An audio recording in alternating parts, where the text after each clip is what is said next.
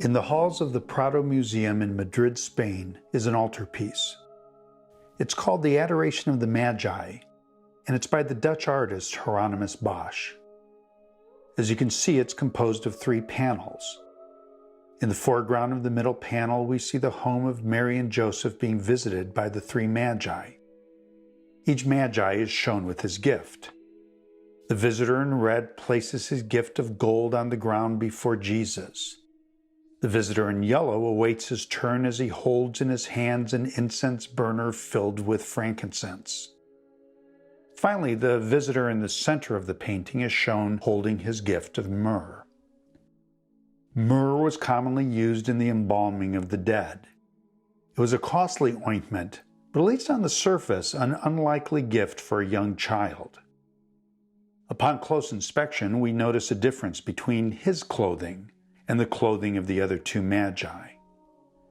It's more detailed, it's more elaborate, it's also packed with symbolism. The top of the visitor's robe depicts a scene from the Old Testament. It's the Queen of Sheba bringing her gifts to Solomon. As we think about it, we recognize a parallel between the 2 stories. Both the Queen of Sheba and the Magi traveled long distances so they might find wisdom. In the case of Sheba, she brings her gifts to a king possessing wisdom. In the case of the Magi, they bring their gifts to a king who is wisdom incarnate. 700 years prior to the visitation of the Magi, the correspondence between these 2 stories was spoken of by the prophet Isaiah.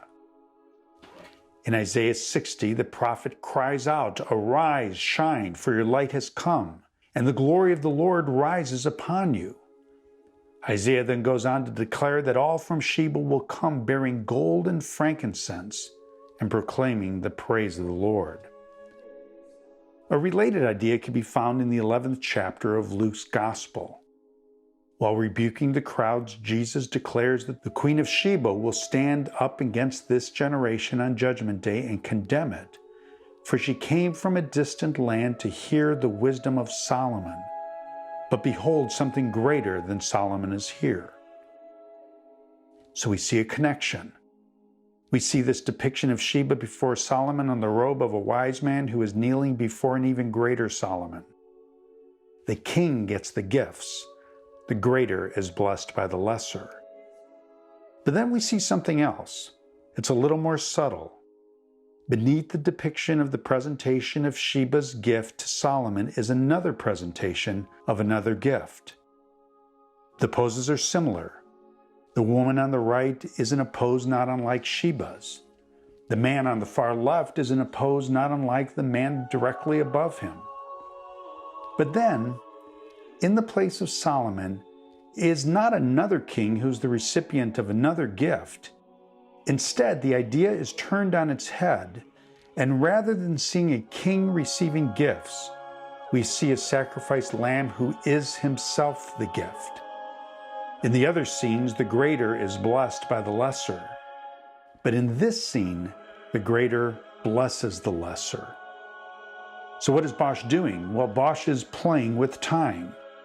In relationship to the events that are being depicted, he's conflating what would have been the present, the story of the Magi, the past, the story of the Queen, and what would eventually be the future, the story of Golgotha. And he's doing this in order to tell a larger story. This altarpiece is more than Bosch's attempt to fill some blank space with something decorative. No, this is theology in paint, and to be honest, it's pretty intricate theology. Furthermore, it is a visual depiction of what Augustine wrote some 1600 years prior. In the old, the new is concealed. In the new, the old is revealed. It is the story of love come down from heaven. It is the story of grace and the redemption that followed. Brothers and sisters of Tampa Covenant Church, we wish you a blessed and thoughtful day of Epiphany as we meditate upon our Lord and as we meditate upon His incarnation, His manifestation, and His glory.